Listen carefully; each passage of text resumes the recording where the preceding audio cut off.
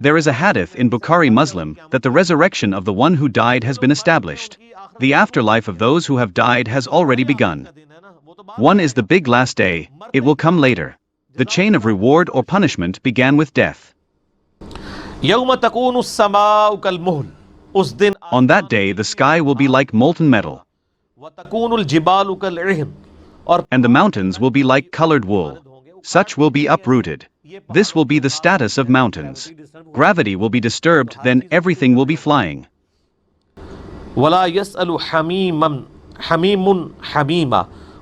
On this day, no friend will ask about the condition of another. There is great friendship in the world. Those disbelievers also used to say that you do not believe the words of the Prophet, peace be upon him, we will save you one day. God is saying that no friend will help there. Just looking at each other.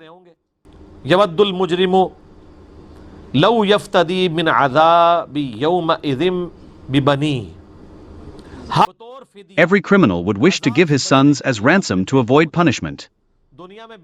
He is doing forbidden work for sons in the world. He is violating Shariat to fulfill their needs. And in the afterlife he will say, take my son, O God, forgive me. Gives own wife and brothers too. And your family, who used to shelter him in trouble. It means that a person has a lot of support from his family in the life of the world. But that person will say on the day of judgment, O God, take everything from me, my children, wife, siblings and sons. Just forgive me.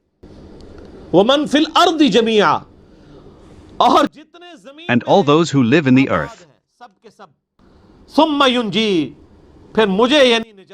Then I should be saved. I will give them all as ransom. That is, no human being can rule the entire world. God says, if there is a ruler over the whole world, then he should be ready to give all his people, that I may be saved. Tell me what else to explain to someone regarding facing the day of judgment.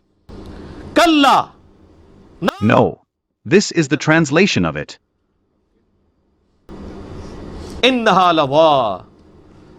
It is not supposed to happen. It is a burning fire. It will scratch the flesh, which means that it is not only burning, it is something that can be removed everything.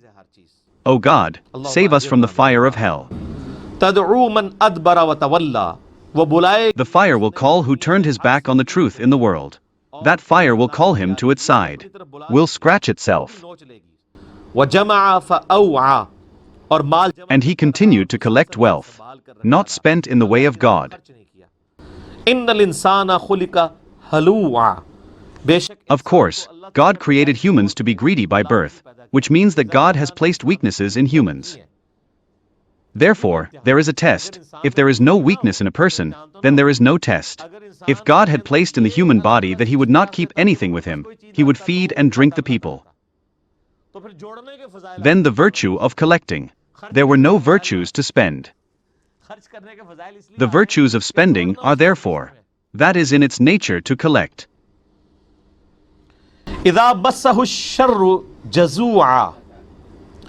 When he gets hurt, he gets very nervous. And when he gets any worldly wealth reward, he becomes extremely miserly. That is, when pain comes, the temperament becomes loose. And when he gets wealth, he becomes a miser and does not spend it in the way of God. Yes, but those who are about to establish prayer. Those who establish the prayer do not mean only those who perform the prayer. It means those who follow the theme of the prayer. Their case is different. Those who maintain their prayers.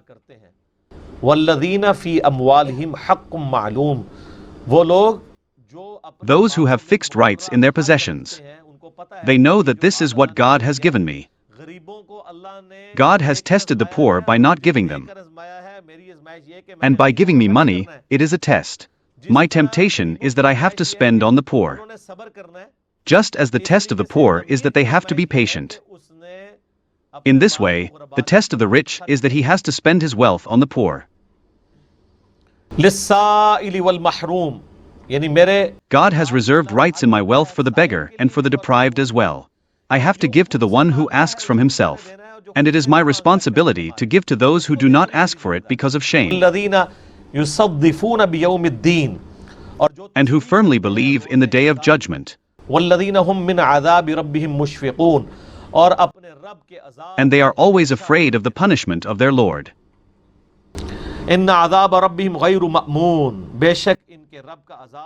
Indeed, the punishment of their Lord is the thing to be afraid. God's punishment is worth fearing. This is not something that a person can be careless about.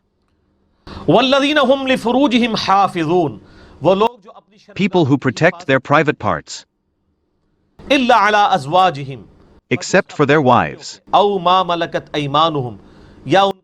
or slave woman, which system is obsolete now. So there is no blame on them in such a case.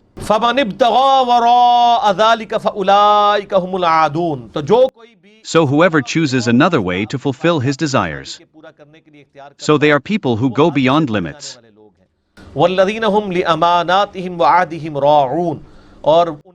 And their sign is also that they keep their trusts and promises. It is a sign of believers.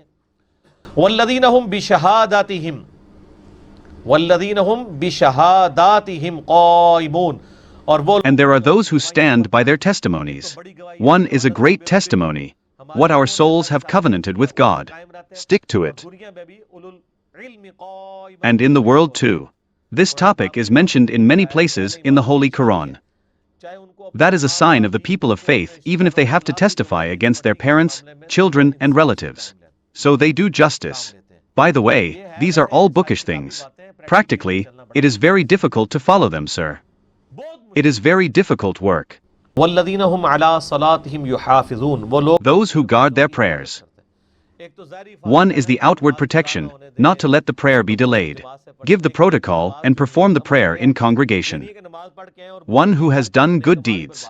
It is not that by praying and doing bad deeds, he will ruin the good deeds.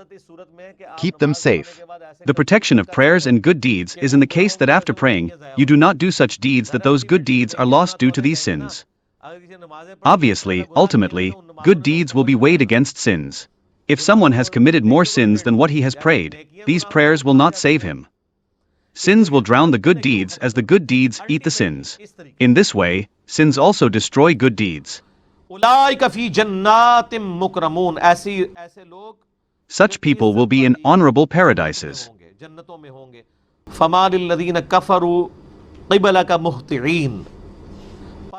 So what has happened to these disbelievers? That they look towards the Prophet, peace be upon him. That means it is about to pounce on you. Present the Quran in front of someone even today. And if you say something against his mood, he will quarrel with you. One group from the right and the other from the left.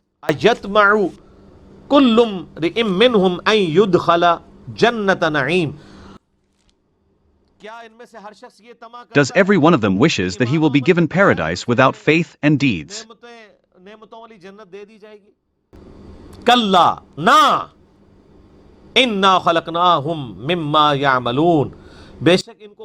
Indeed, they know very well what their status is.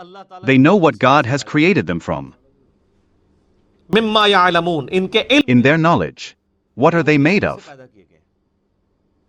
From a worthless water. And so stubborn in man. So no, all theories are false.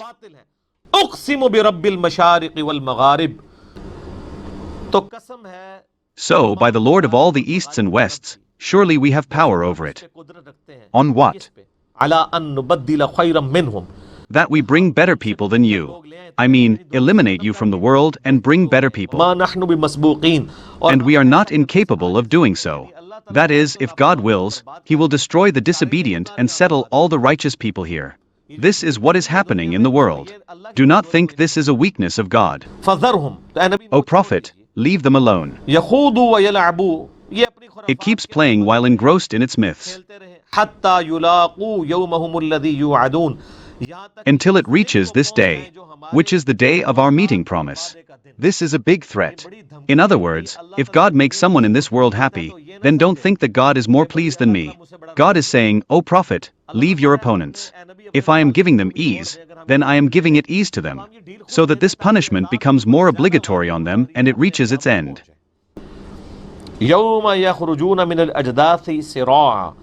They will be coming out of their graves on the day of judgment. How?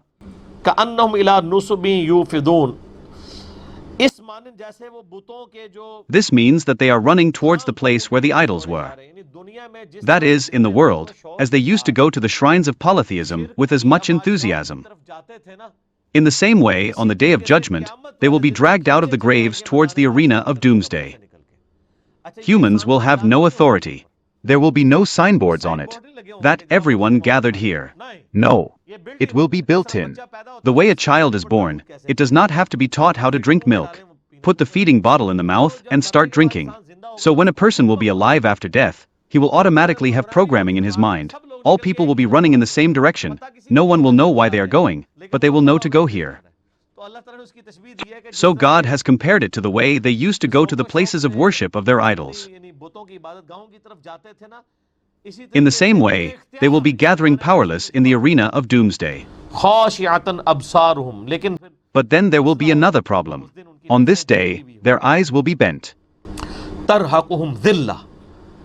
There will be humiliation. It is obvious that they will know what they have done in the world. They will know that what we did, the day has come when the promises of the prophets will come true.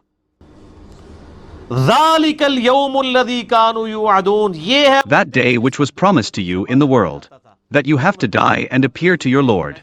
And this promise was fulfilled. اللهم أجرنا من النار اللهم أجرنا من النار اللهم أجرنا